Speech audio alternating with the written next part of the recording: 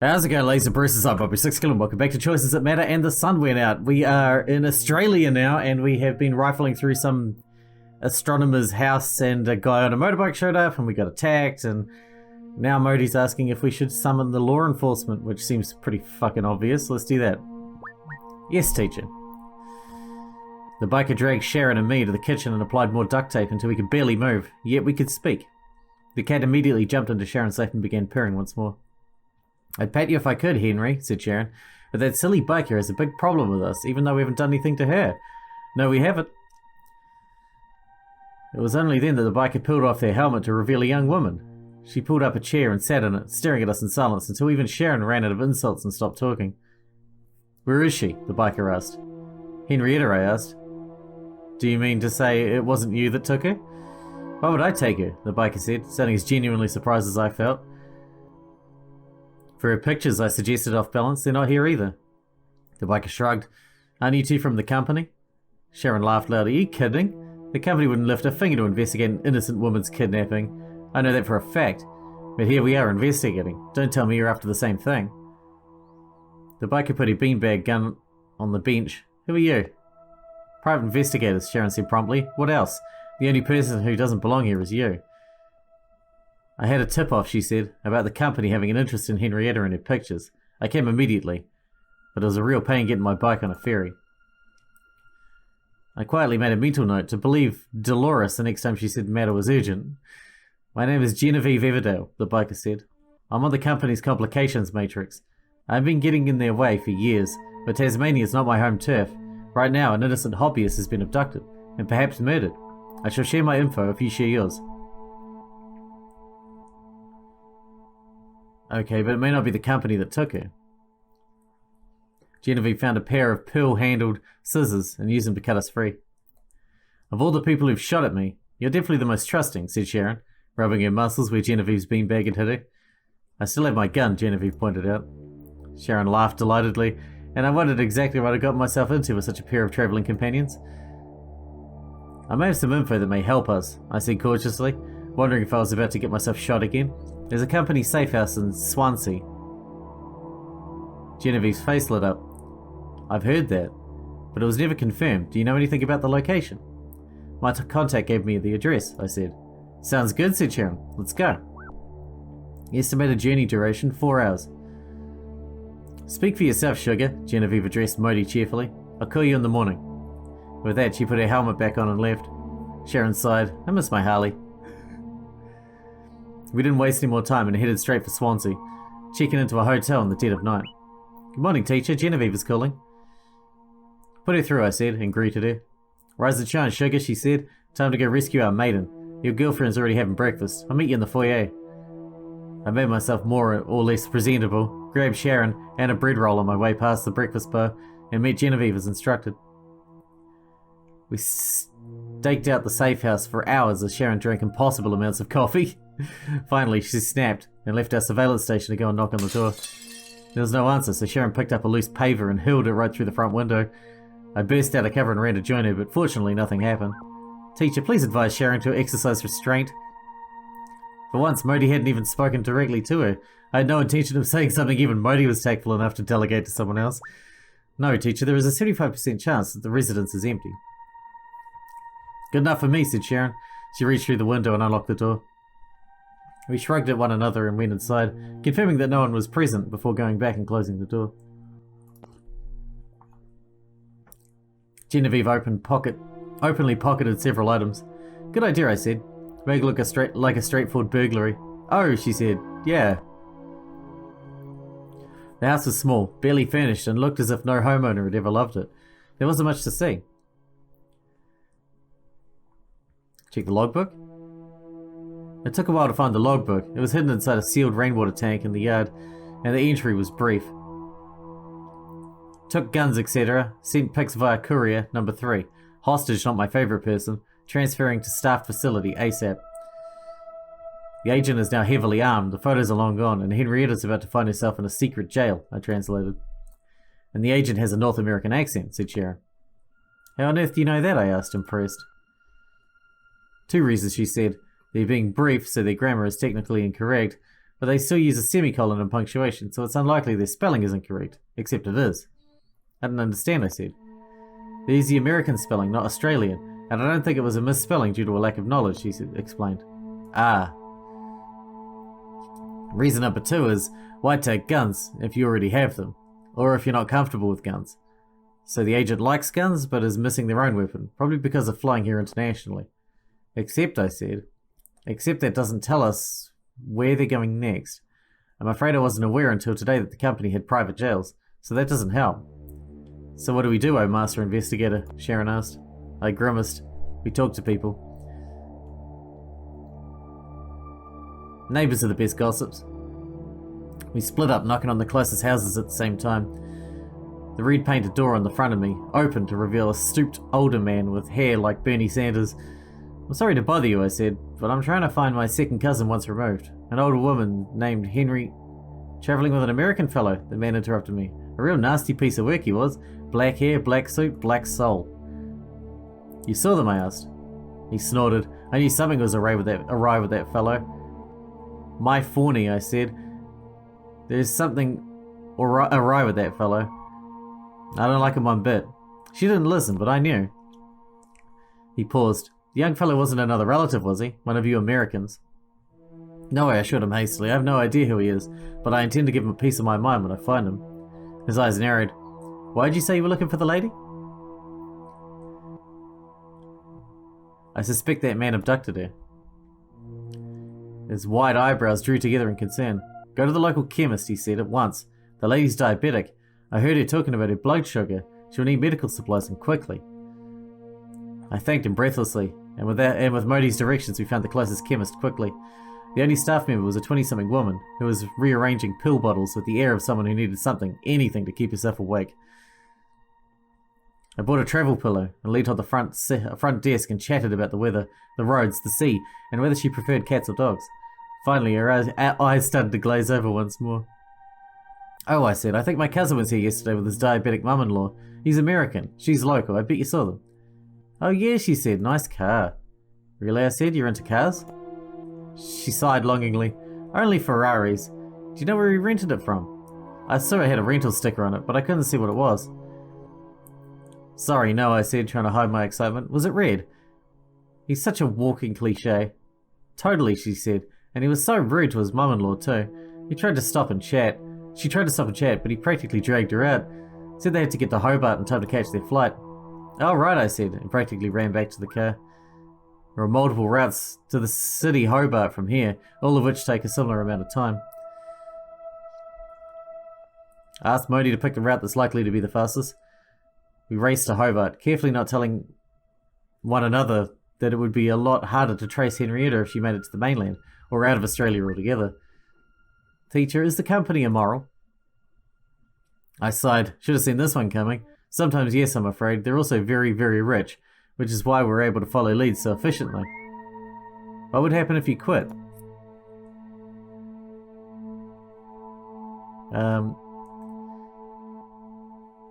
I'd be added to the complications matrix and possibly killed? Please do not do that, teacher. I rubbed my tired eyes, sick of taking my turn at driving. Whatever I do in the future, I'll talk to you first. Thank you, teacher.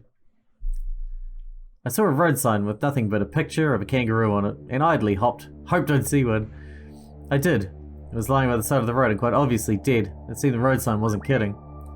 Would the company take me away from you? I'll never let anyone take you away ever. Thank you, teacher. Would you like me to figure out which flight Henrietta is likely to board with their kidnapper? Yeah. They're both flying to Melbourne in 1 hour. We're too far away. Delay the flight with an anonymous bomb threat. Moti, do you think you can call in a bomb threat to the airport of Hobart? Why do you want me to do that, teacher? It wasn't like Moti to question my motives. Perhaps I'd phrased the request oddly. If you report a bomb at the airport, Henrietta's flight will be delayed, and we'll have a better chance of rescuing you. I'll call the airport at once. Don't give them any details about us, I said, suddenly afraid Moti would cheerfully tell the operator exactly what I was doing and why. Moti didn't answer and I waited in suspense. I'm sorry, teacher, I was unable to convince him that the threat was genuine. That's alright, Moti. Your honesty is a virtue, not a fault. Thank you, teacher. You were kind. Please book us on the next flight to Melbourne, Moti. We need to catch up to Henrietta as soon as possible. The next flight is 6 AM tomorrow. That will have to do, I said. Please also book us rooms at the hotel near Hobart Airport and direct us there. Yes, teacher. I try not to think about what Henrietta might be going through.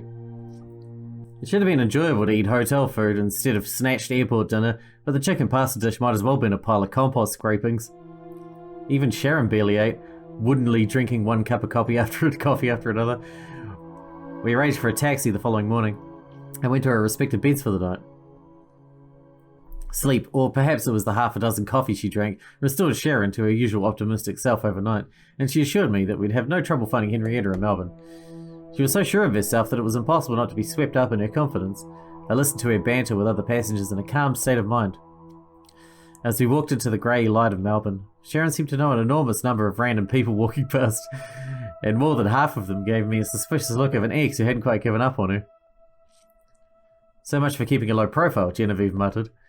You're just cranky because your bike's in transit, Sharon said cheerfully. I know a guy who's been tracking Henrietta, Genevieve said, ignoring Sharon. He's expecting us. I know a lot of guys, said Sharon. We'll have Henrietta back in a jiffy. They both turned to glare at me and realised the choice was mine. She's been tracking you, so let's do Genevieve. Alright, Genevieve, you're the one who's obsessed with the company. We'll follow your lead. She gave me a predatory grin, so you finally admit it was the company that abducted Henrietta. That's our strongest lead, I said non-committally. We caught a taxi. I was faintly surprised Sharon didn't already know the driver and followed Genevieve's directions to a row of ex-government flats where the only fresh paint was graffiti. Looks weird in the daylight, Genevieve muttered, before taking us inside to knock on one of the doors. There was no answer. My teacher is very good at picking locks. I slapped my hand over Moti's face, prompting laughter from both the others. Actually, said Genevieve, stepping away from the door, would you mind? I picked the lock and we all trooped inside, stepping carefully around the pizza boxes and empty soft drink cans. An enormous pile of dirty clothing on the stained couch shifted, gradually resolving into a heavy bearded man who was well over 6 feet tall and wide enough to require a couch rather than a chair. Hi there, Brick, said Genevieve. Is it morning? He groaned. Where's Henrietta? Genevieve asked. You can come get her with us if you like. He scrubbed his face with his hands and pulled a laptop from underneath a flame-painted motorbike helmet. Within minutes, he declared himself ready, and we called a second taxi to take us to a location he assured was primo. Brick didn't use the word the same way I did. He directed our taxi to a back alley that made his own apartment block look ritzy by comparison. We got out of the taxi and I gagged at the stench of rotting meat. Brick's beard twitched with what I assumed was a smile. I figured no one would be in here, not with a butcher shop facing the other way. That'd be their dumpster. I kept my mouth closed and nodded. Please tell the butcher he has no direct link to Henrietta's abduction, said Sharon. The lady's a bit beat up, but she's fine, Brick assured us. I wonder what his definition of a bit beat up might be. He pointed at the warehouse opposite. In there. How many company agents? I asked. He shrugged. Are they armed? I asked. He shrugged. What security do they have? He shrugged, exchanging an eye roll with Genevieve.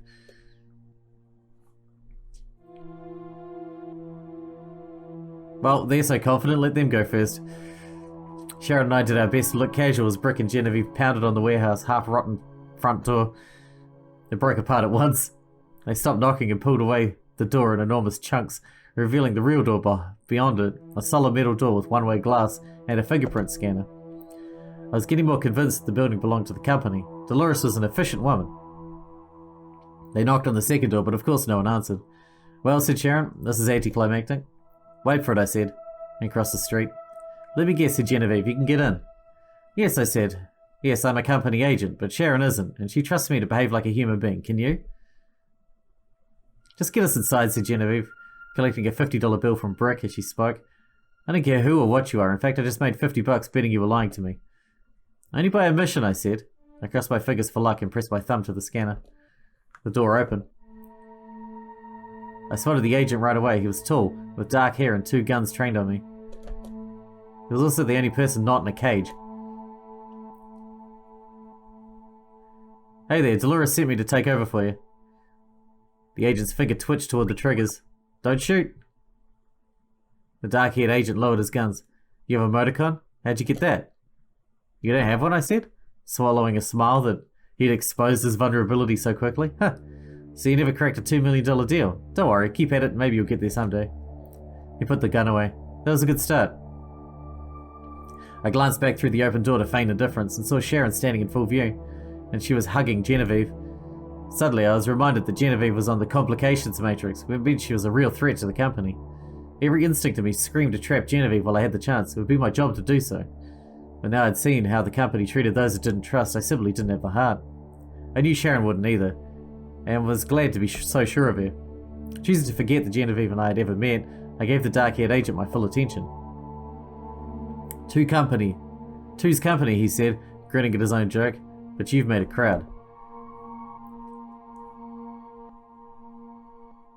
My methods are none of your business. He packed up his things and left, presumably to call someone and verify I was meant to be there. Taking a few steps forward, I saw the cages with people in them. I gulped at the sight. So this is the company's private prison. The second the door closed, I ran to the cage holding an old woman. Henrietta? She pressed herself against the bars, and on the other side of the cage, who are you, his boss? Don't think I'll make things easy for you. I'm old, not helpless. Sharon touched my shoulder. How about I talk to her and you deal with the others? I let Sharon do her thing while I questioned their next captive, trying not to show my revulsion at the entire scene. I'd known the company wasn't always ethical, but this is evil. On my other side, Genevieve clasped hands with the third captive while Brick fetched the keys. I found the personal effects of the prisoners in the cardboard boxes. Henrietta's box included her medical supplies. Genevieve's friend had an ancient copy of The Grapes of Wrath. And the middle prisoner had several sets of clothes and a bottle of contact lens solution. I moved to keep the prisoners in view, rummaging through the box until I found a little container containing contact lenses. Golden contact lenses. I stood frozen as Genevieve and Brick walked away with some young man who turned out to be Genevieve's brother, someone the company considered a risk because of attempts to unveil the corruption that led to the loss of their family farm. We're leaving, Genevieve stated as they walked past me. Turning away from the 100th day prisoner, I nodded at Genevieve. Get your brother to safety. Their farm was mostly highway now, but at least her brother was free. Sharon and Henrietta were already at the door, so there were only two of us left. The 100th day prisoner and I faced one another silently. She glanced at the open door, then back at me and the lens case. She knew exactly what I'd seen and what it meant to me.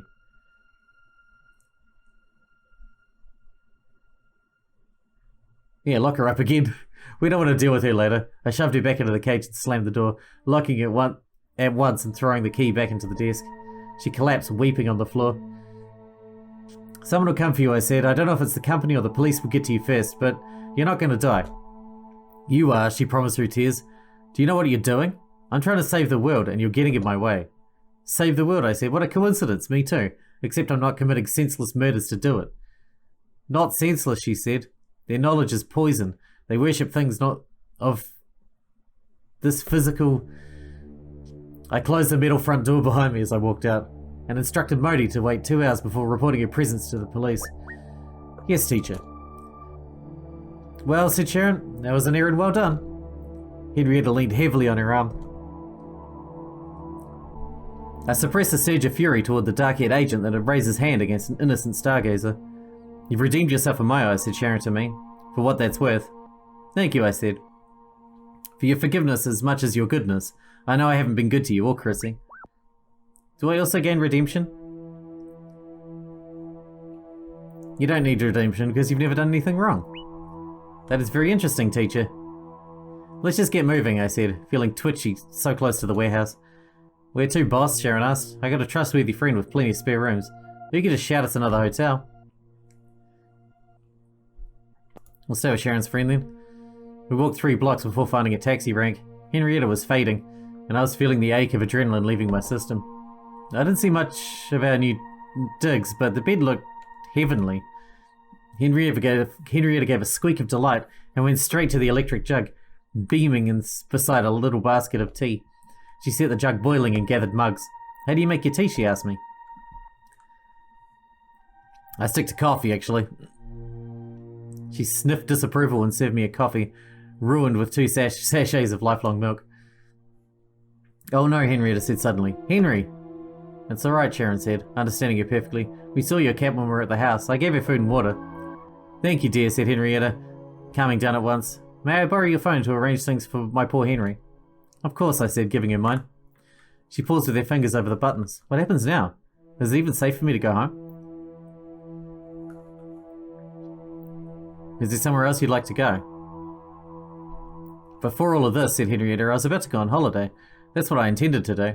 Good for you, said Sharon. We'll take you to the airport, of course. And pay for your flight. Shall I book you a flight, Miss Henrietta? Oh my, said Henrietta. I never can keep up with all the new technology these days, but I like it. Thank you, Miss Henrietta. Where would you like to go? She took a demure sip of tea. Cairo, Egypt. I'm going to see the Sphinx.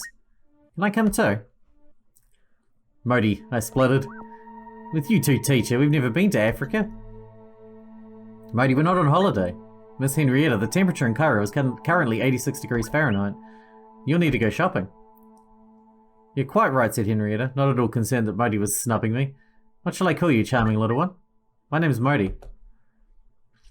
Moti, she smiled, I confess my abductor failed to pack an appropriate range of clothes. Even though he took the trouble to fetch my passport, it would have saved him some trouble to pack my insulin as well, but we were both distracted at the time. Let's stock up our medical supplies too, I said. I've chosen a series of shops that are open late. Shall I plot a route? Oh, said Sharon. I can feel my credit card heating up already. Fine, I said with a chuckle. Let's go see what Melbourne has to offer. What Melbourne had to offer was food, and music, and clothes, and shoes, and coffee, and wine, and even a highbrow tea or two for Henrietta. Dusk was falling as Sharon tried on a cherry red cocktail dress with matching heels. Too short, she asked me? Sexy, I like it. Thanks, she grinned. We better get going before we have too many bags to carry. Henrietta was flushed with excitement. Look, teacher, an Indian restaurant. I don't like spicy food, Moti. Italian? Sharon suggested, pointing at the next restaurant along. Ooh, said Henrietta. Carbs. I know I shouldn't, but I'm in. Sure, I said, that would be great. Carbs are the best. We went inside and ordered far too much food, taking turns to describe the taste and texture to Moti. Henrietta checked her blood sugar, then excused herself to inject some of the insulin we just bought for exactly such an occasion. Teacher, there is news from Indonesia that you should know. I put down my fork, tapping Moti's screen to signal that I should turn its speaker off. What is it, Moti? Mr. Boss and Mr. Dolt have both been killed. The investigation is ongoing, but it appears Mr. Dolt planned to testify against the 100th Day Group. Oh, I see. Oh, I said. I see. What is it, Sharon asked. The 100th Day Group has begun murdering members that try to leave. Okay then, said Sharon, unconcerned. She leaned back with a groan. If I eat any more, I'll actually explode. Henrietta burped and giggled at herself. Oh, she said, I haven't drunk that much in years. My doctor's going to kill me. I laughed at that, which made me realise I wasn't entirely sober myself. Teacher, Henrietta's flight leaves in 3 hours. I recommend you allow plenty of time to get to the airport. Plenty of time, I said, and hiccuped. Sure. Let's get some air then. Moti reminded us to pay our bill before we staggered off into the night. Pretty diamond, said Henrietta. Her voice came from behind me, far away. I turned to see Henrietta standing just 3 steps from the restaurant doorway, staring straight up. I looked up and saw a glorious clear sky filled with stars. The sight was sufficiently distracting that I almost fell over backwards. Sharon, I said. Sharon, Sharon, Sharon. Oh, said Sharon, that's me. Look at the pretty diamonds, I said. And she did. She toppled backwards and I caught her, cleverly sending us both to the pavement in a chuckling pile of limbs. Henrietta dropped all her bags and began searching through them, while Sharon and I disentangled ourselves and discussed whether we should attempt to stand. At last, Henrietta found what she was looking for. Her brand new, top-of-the-line, company-funded camera. The one with the extra filters and lenses and stuff I didn't understand even when sober. She got out her tripod, put the camera on it, pointed it straight upward and began to take pictures. Even drunk as I was, surrounded by so many shopping bags, I could no longer count high enough to know how many I had.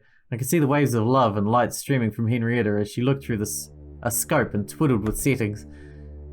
Or maybe the waves were because I was drunk. Henrietta didn't have a lab or research grant, but she loved the stars like like she loved tea. Her face shone with a joy that gave the lie to her frown of concentration. At last, she sighed happily. It took a few manual shots before setting the camera to automatically take hundreds of pictures in a row.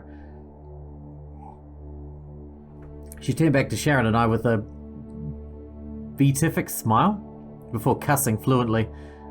I was shocked at her until I remembered what she'd just been through. "Get much bloody light pollution around here," she went on calmly, "but maybe one of my photos will turn out alright. Do you think the restaurants would turn off their lights for me?" "I wish they would," I said. "Would you believe I'm hungry?" Henrietta said. Sharon managed to haul herself up with the assistance of a convenient bike rack. "Horses," she said, pointing behind me. "I want one." I turned to see real-life horses in a carriage. Or maybe I was hallucinating. Whatever. Sharon shambled across the horses and patted their noses. "That's $100 for a half-an-hour journey," the driver said. Sharon turned her wide blue eyes on Henrietta and I. "Can we have a ride together, please?" Said Henrietta. "I feel woozy." "I'd love to," I said. "I think I've forgotten something important," said Henrietta. "Are you three going to vomit in my carriage?" the driver asked. "I don't vomit," Sharon said with a dignified order. "I make rainbows with my mouth." Maybe it was my imagination, but I'd never seen horses look so personally offended. Sharon gave them a final pat and moved away, but they didn't settle down. One of them whinnied in distress as if it had been bitten. The other tossed its head and stamped the front foot, quavering all over. "It's okay, Brittany, my love," the driver said. "Shh, Christina, don't mind the nasty lady." "I didn't do anything," said Sharon. "What's wrong with them?" The driver scowled and hopped down from his seat to try and soothe his horses face to face. There, he said. "Are you hurt, my lovelies?" Sharon backed away as confused as I was. "Henry? Where's Henry?" said Henrietta. She paused and set the camera to take another round of pictures. "No, that's not it. Henry's fine. I'm just... something. Hyper? Drunk as a skunk?" "Teacher, please describe the sensation of inebriation. This is a marvellous opportunity." "We should get in the carriage now," I said. "All of me. Us." I took a handful of shopping and began loading our haul into the carriage. Please, teacher, try to focus." "Focus," I said. "Yes, Henrietta." She looked at me blankly. "Carriage," I said. "Time to go." "Oh my," she said. "What a silly old biddy I am." She began gathering her own bags. Silly Billy Biddy Boo. Her camera stopped clicking, and she absent-mindedly set it off for another round. "Diamonds," she said. "Diamonds are my best friend." She looked through the scope. "Uh-oh. Is the lens cap on?" I asked. "No," she said, suddenly serious. "The stars are disappearing." "Oh shit, we're going to lose the sun again?" We looked up again and watched in awe as some stars receded, some disappeared, and others appeared out of nowhere. The horses screamed in terror as they tried to kick their way out of their traces. The driver grabbed a handful of oats and tried to offer it to Brittany. She showed her teeth and reared, jerking the ties that held her down. The driver grabbed at buckles and reins and opened them all, dodging and ducking as the horses strained against their bonds, frothing at the mouth. Brittany came free and galloped away down the road, mane and tail streaming. Christina bolted in the other direction. The driver leant his head against his ruined carriage and sobbed. I wanted to throw up, but it wasn't the wine. Around us, people began to realize what was happening. Some screamed, some ran for their cars, others sat and wept. Sharon grabbed her phone. "Come on, Chrissy," she said. Pick up. "You alright, teacher? Your heartbeat is much too fast." "I'm fine, Moti," I said automatically. "It's just, I don't know if the sun will come back this time. It might be too late." An eerie silence fell, and all I could hear was the patter of running feet, tinny music from inside a shop across the road, and the click, click, click of Henrietta's camera still faithfully catching diamonds. I shook my head, wrenching myself back into something resembling my usual self. "Moti, please call Etienne." "He says hello." "Can I speak to him directly, please?" I asked. "Yes, teacher, go ahead." "Etienne," I said. "I take it you've noticed the stars rearranging," he said. Neither of us spoke for a few moments. We both knew what it meant. "You sound okay," he said. "Are you?" "Of course, what about you?" "I'm fine," he said. "Don't worry about me." "I'll worry if I want to," I said. We said our goodbyes, and I asked Moti to email Dolores a message saying that I would have photos taken from a tripod before, during, and after the sun's current disappearance. That was convenient, wasn't it? "Okay, teacher." That she started taking photos just before the sun went out. "Is Chrissy okay?" I asked Sharon. "Oh yes," said Sharon, covering her phone with one hand. "She's been buying emergency generators, and right now she's driving around town giving them to people that need them." We need to get moving, I said. This is not a good place to be. I love you too, Chrissy, Sharon said. Kiss my grandkids and I'll email when I can. Where do we go? Henrietta asked, caressing her camera like a pet as it finally stopped clicking. She packed it up with the automatic movements of a soldier reassembling a gun.